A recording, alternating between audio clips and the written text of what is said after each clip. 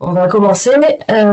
Donc moi, je suis le docteur Julie Oncle, je suis chef de service des soins de support, soins palliatifs à Amiens. Il m'a été proposé de présenter un article au Journal Club dans le cadre du Master 2 recherche.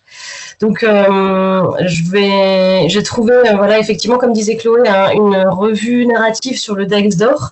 Et j'ai trouvé ça très intéressant. Pour ma part, on n'utilise pas du tout en soins palliatifs à Amiens, et donc je voulais vous proposer cette analyse pour pouvoir en échanger sur des pratiques à venir. A priori, c'est très prometteur. Donc, ils ont intitulé ça donc, une solution miracle pour les soins PAL, donc revue narrative et recommandations pratiques. Tu peux passer à la suivante, s'il te plaît. Donc, j'ai fait une petite diapo sur le mécanisme d'action parce que ça me paraissait important. L'article survolait cette partie-là. Donc, en gros, des propriétés très intéressantes en soins palliatifs, notamment, donc c'est un puissant agoniste du récepteur alpha-2 adrénergique, donc de puissantes actions au niveau de la douleur par un effet sympatholytique, donc avec une diminution de la libération de la noradrénaline, des effets également sédatifs. Donc, on va le voir, pas mal utilisé apparemment dans les différents centres en soins palliatifs, par diminution de la stimulation au niveau du locus cérébrus, donc au niveau du tronc cérébral. La principale prudence, ce sont des effets secondaires cardiovasculaires qui, a priori, selon la plupart des études, sont dose dépendantes. Et l'une des particularités, on va le voir à plusieurs reprises dans la revue narrative, c'est qu'il n'y a pas d'effet dépresseur à proprement parler, et donc ça va être facilement utilisable dans notre discipline. Voilà, on peut passer à la suivante, s'il te plaît.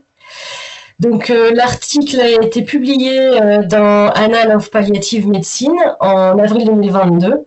Les auteurs sont le professeur donc Garner et Fusy et Schmidhauser. Ce sont deux professeurs qui travaillent en Suisse avec notamment, elle est chef de service des soins palliatifs, soins de support dans le centre oncologique à Bâle. L'article est en accès libre, en libre accès. La biblio résume, note 73 références, donc pas mal, une grosse biblio dans cette revue. Et au niveau de la méthodologie, ils ont étudié des articles en anglais, en français, en allemand et en italien. Voilà, tu peux passer à la suivante, s'il te plaît. Donc, en préambule, il nous faisait un petit point sur le Dex d'or, donc puissant agoniste alpha-2 adrénergique, courte durée d'action. Donc, on va le voir qu'en soins palliatifs, c'est très intéressant. Et puis, donc, propriétés analgésiques, sédatives et anxiolytiques. Les objectifs détaillés dans la revue sont d'identifier les principales indications que nous pourrions ressortir des soins palliatifs, pour les soins palliatifs, et aussi élargi à d'autres disciplines.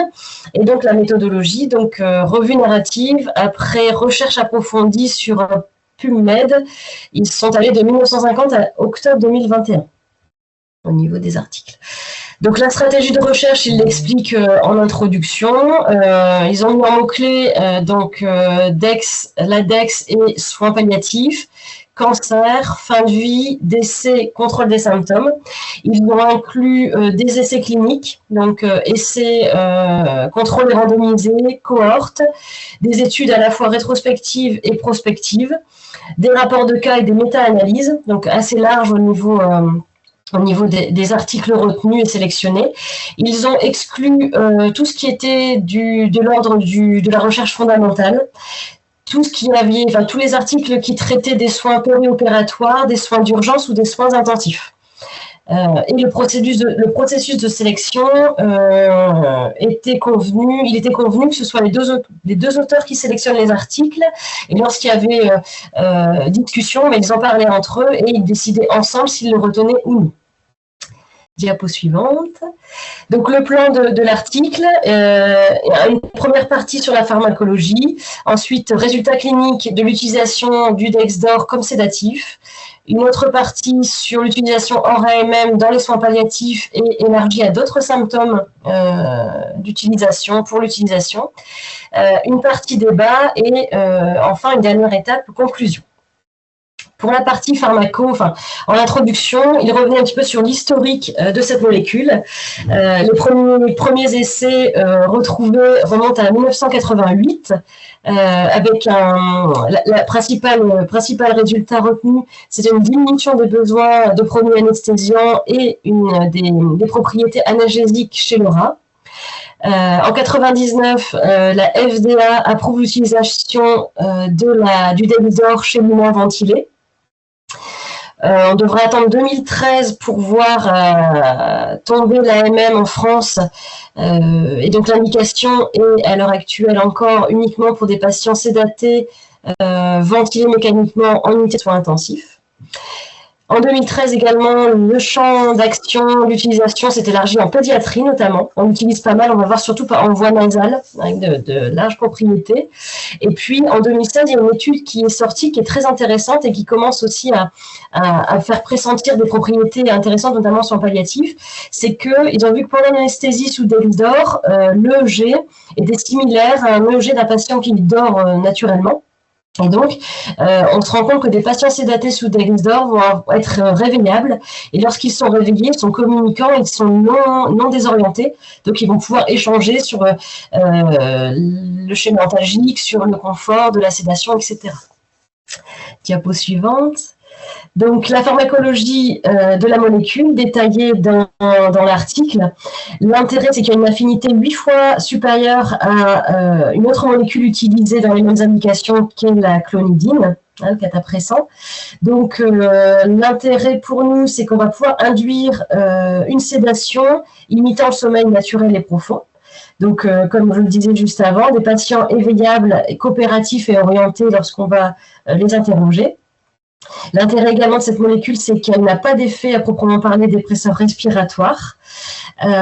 Cette molécule a un métabolisme hépatique en métabolite inactif, donc très peu d'élimination rénale, donc pas d'adaptation ou peu d'adaptation pour les patients insuffisants rénaux.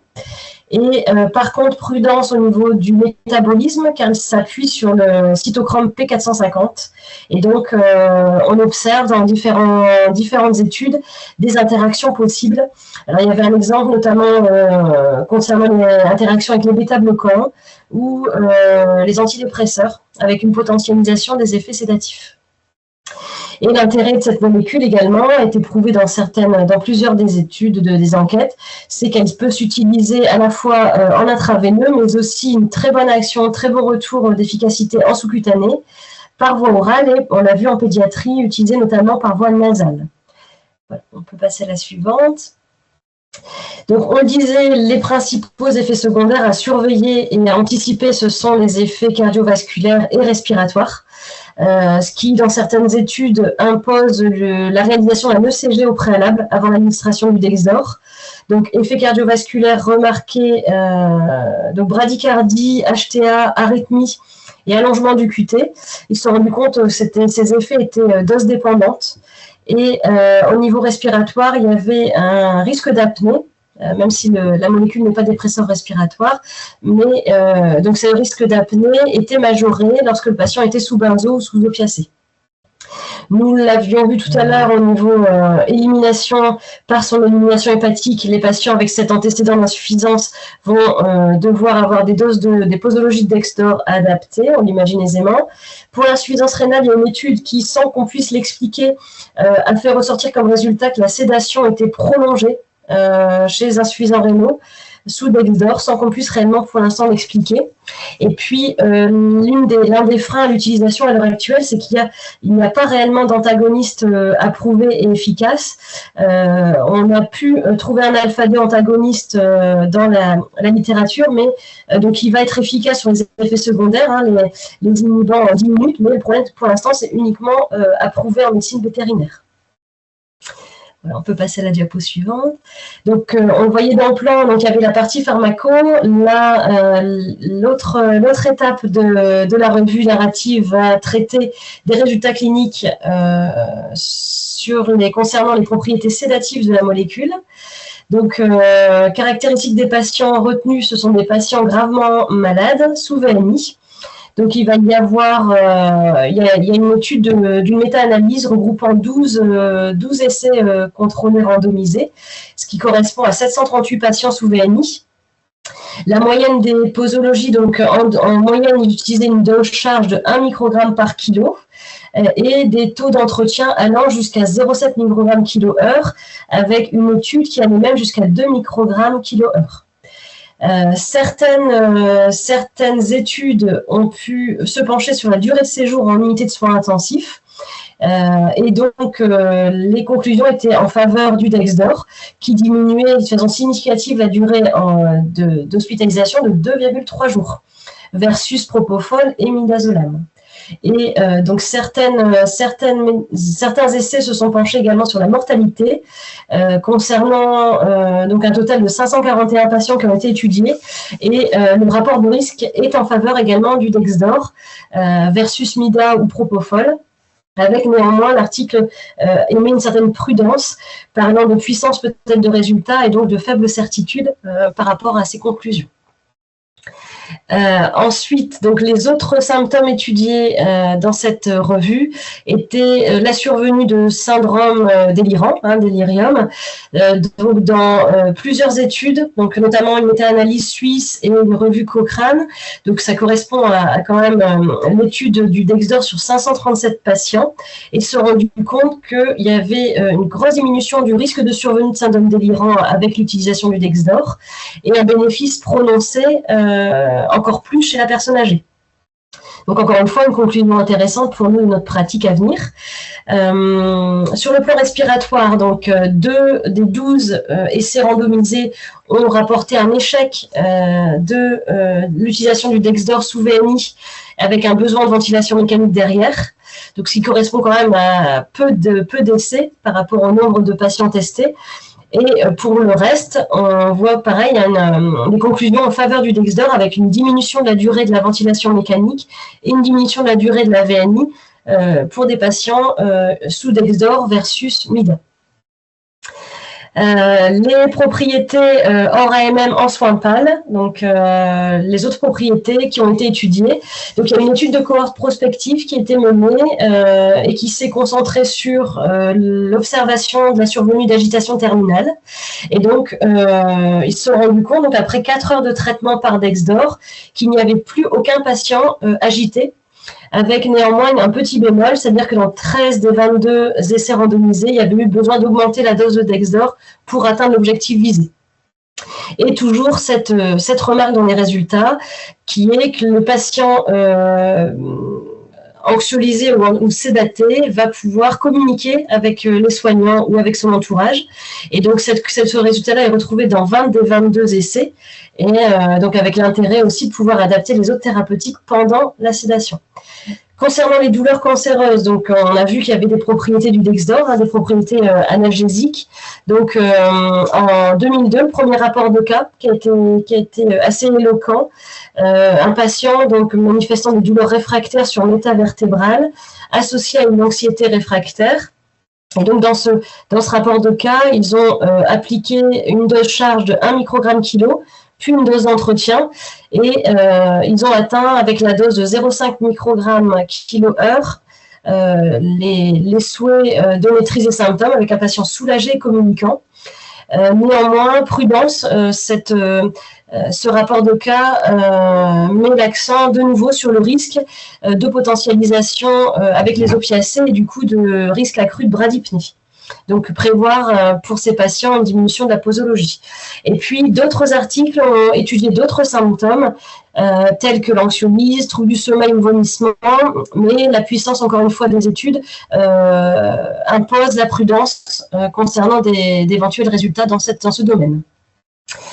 Ensuite, donc, à la fin de l'article, il y a une proposition d'un temps de débat avec donc l'énumération d'avantages potentiels illustrés par de grands essais randomisés, avec notamment, on l'a vu, donc c'est répété une nouvelle fois dans ce paragraphe, l'effet sédatif, donc qui va imiter le sommeil profond, Donc, ils appellent ça la sédation fonctionnelle, hein, donc avec un patient qui bénéficie d'une sédation légère à modérée. Hein, on est sur l'échelle RASS à un objectif entre 0 et -3. Donc, avec un patient réveillable et donc orienté lorsqu'il y a besoin. L'analgésie puissante, on l'a dit, de nouveau retrouvée dans une méta-analyse de 7 essais randomisés. La méta-analyse a testé l'évaluation de l'utilisation du Dexdor sur l'analgésie associée à des opiacés. Le résultat était le même, efficacité et un effet bénéfique au niveau des nausées post-op. Donc, un résultat assez intéressant. D'autres études ont pu tester l'intérêt d'administration du Dexdor en sous-cutané, avec de la même façon un retour positif.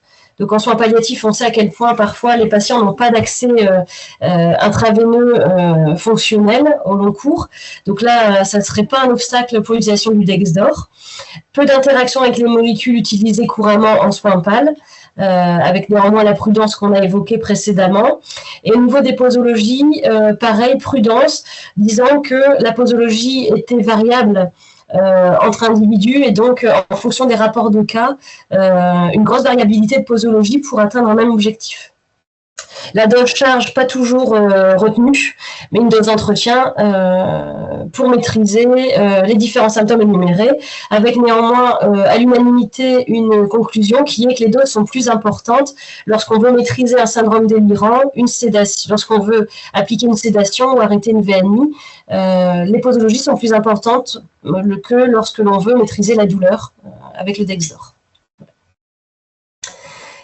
Diapo suivante, voilà, donc en synthèse, la revue narrative de nos confrères propose une énumération d'indications en soins palliatifs qui seraient agitation, confusion, douleur réfractaire aux opiacés, dyspnée réfractaire sévère, dyskinésie, nausée, insomnie, frisson, et avec une grosse prudence sur ce tiret, et une indication dans la sédation en deuxième intention. Notamment, exemple, dans le retrait d'une ventilation, d'un soutien ventilatoire chez un patient en limitation thérapeutique. Une étude retrouve un intérêt au niveau du mélange possible, donc une stabilité du Dexdor lorsqu'il est utilisé avec la morphine ou avec l'allopéridol. Concernant la posologie, de nouveau en synthèse, ils insistent sur le fait qu'il y ait une variabilité interindividuelle.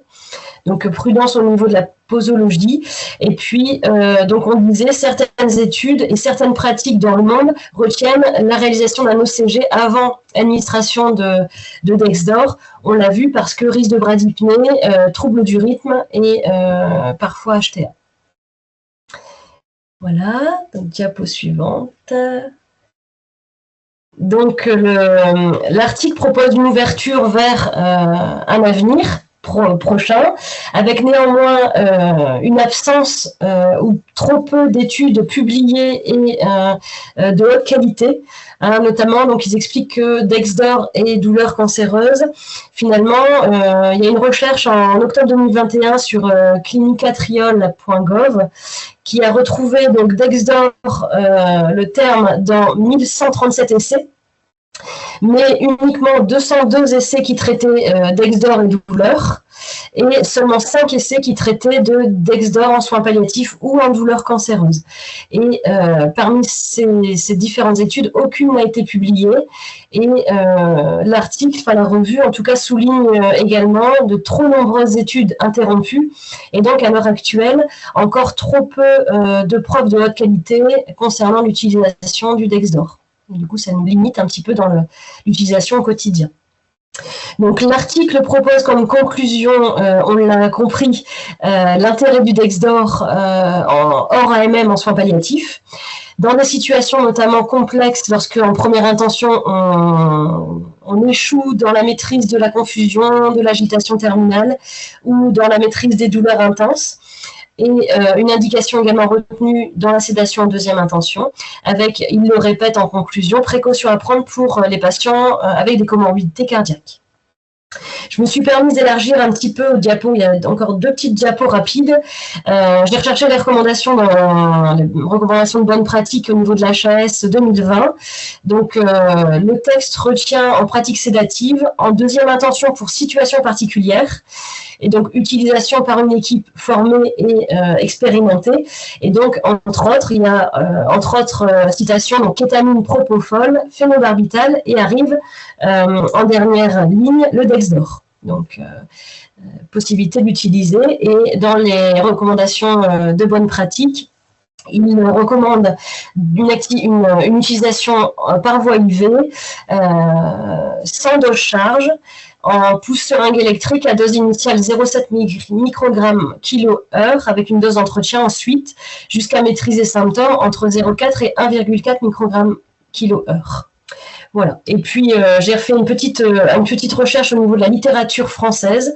Et il y a 2 articles qui ont retenu mon attention, notamment un article de Chloé Prodhomme, donc, qui a été publié dans BMJ Support and Palliative Care, qui a étudié, donc, c'est une étude qualitative multicentrique, qui a étudié l'utilisation de la clonidine et du Dexdor dans les unités de soins palliatifs en France, Belgique et Suisse. Et une autre étude qui a utilisé dans sa biblio l'étude de Chloé, donc le docteur Kennel à Limoges, en mai 2024, qui a fait une étude rétrospective sur 13 patients sédatés avec le Dexdor en USP. Voilà, donc c'est en petite conclusion, je pense que, comme disait Chloé en préambule, je pense que c'est une molécule très prometteuse et dont on est amené à encore entendre beaucoup parler. Voilà.